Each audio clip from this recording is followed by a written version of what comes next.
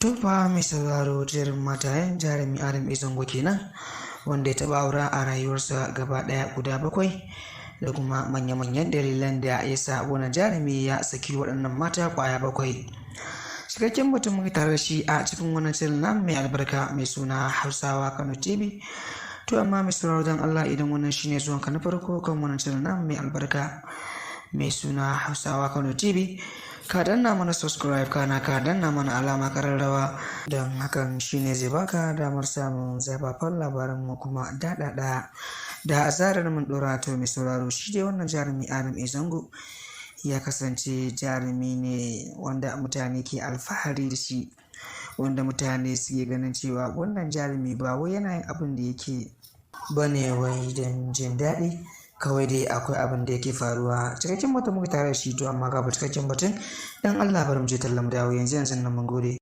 Hausawa Kano TV, tashar al'umma. Domin samun zafafan labarai kuma daɗaɗa sai ka danna subscribe kana ka danna alamar ƙararrawa don samun sababbin shirye-shiryen mu zarar mun ɗora. To mai sauraro ga cikakken batun yana zuwa, mun gode. To mai sauraro barkanmu da dawowa, barkanmu da mu da kuma sake saduwa a cikin wani rata mai albarka labarai da su kamar zai kullum yadda muka saba kawo muku zafafan labarai. So yau ma wannan channel namu naku mai albarka mai suna Hausawa Kano TV ya leko wanda zafin mutum yana wato babban jarumin nan na masana'antar Kano wanda ake masa lakabi da wato Adam A. Zango. Jerin matayen samun kawo muku ƙwaya 7 da babban dalilin da ya sa wannan jarumi ya saki waɗannan matansa har guda 7. To mai sauraro kar ku manta da danna mana subscribe kana ku danna mana alamar kararrawa don samun sababbin shirye-shiryen mu da zarar mun ɗora.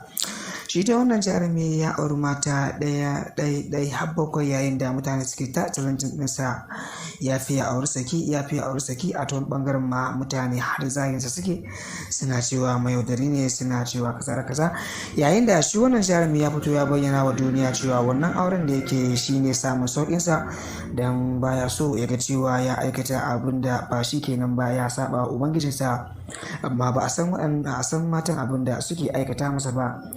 Kowane namiji a duniya na son ya zauna da matarsa lafiya, yayin da su matan da yake aura yana ganin cewa gaskiya suna masa abin da bai dace ba, shi kuma yake ganin cewa tunda dai ba za su gyara ba, kuma in ya musu magana ba sa ji, shi yasa yake sakin kowace ɗaya daga cikinsu, ba wai don wani tozartawa ba ko wani. Wannan jarumi ne mai kirki, yayin da ya samu yabo a wajen mutane da dama, musamman ma lokacin da aka yi wannan faɗa da wannan mata tashi ta ƙarshe, wato jaruma malama wacece Talawa, ita ma wannan mutum da kirkice. To amma muna roƙon Allah ya ƙara ba su ikon haƙurci da junansu gabaki ɗaya. Allah ya sa mu dace, Allah ya ba su zaman lafiya, Allah ya kada hau, Allah sa kariya sakita. To mai sauraron mun gode kallon wani shirin nan mai albarka mai suna Hausa Kano TV, sosai da ƙarshe mun gode.